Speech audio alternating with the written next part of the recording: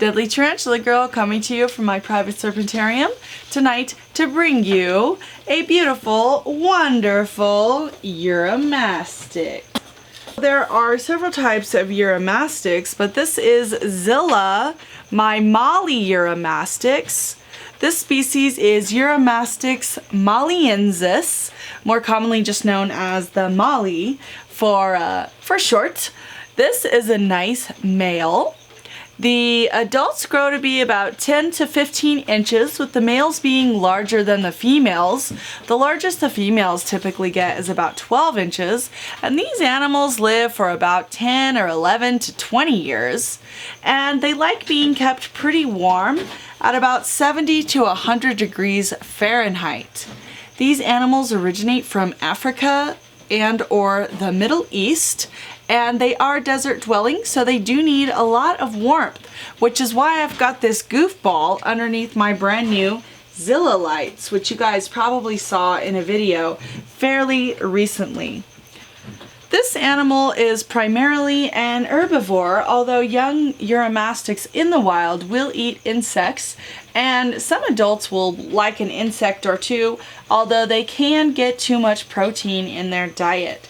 These animals do need UVA, UVB, D3 to help them absorb calcium so they don't get MBD, which is metabolic bone disease, which basically means that your beautiful little reptile is going to have soft, malformed bones, and that is not a good deal. In the wild, these animals like to burrow. This guy does have a nice hide, although, what do you know, he hides in it, and so I took it out so you could take a look at him. This is a pretty basic setup. He does have an outdoor habitat, although it's starting to get cooler weather, and so he does have to come in because he can't survive the winters outdoors in New Mexico, because New Mexico is quite a bit cooler than Africa. The name does originate from the Greek words ora, which means tail, and mastigo, which means whip. And you can see they have a very impressive spiny whip tail. This animal is diurnal, and they are fairly solitary. They don't tend to live in groups. I've heard of it on a rare occasion, but in general, they like to live alone. One problem that these guys do have in captivity is they suffer quite often from impaction. They are very sensitive to substrates that people use a lot for different reptiles and things like that, like wood bedding, sani chips, things like that, because they can plug them up. I guess they wind up eating them because they eat vegetables and it probably sticks to the bedding. One thing that I like to use for almost all my reptiles is newspaper, because first of all, then I can be recycling. It's very hygienic because it's disposable.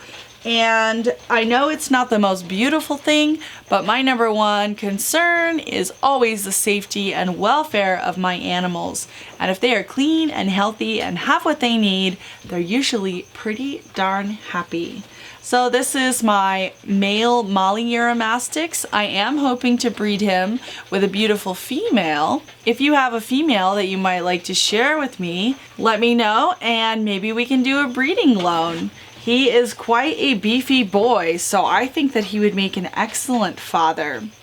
Let me know what you guys thought about my beautiful fat chubkins, King Zilla, my molliensis, Uromastyx molliensis. He's quite the happy little guy. He loves his Zilla light, which is why he was named Zilla. And I think he's about ready for bed now, and so am I. So I hope you guys like this one, and I'll see you again soon.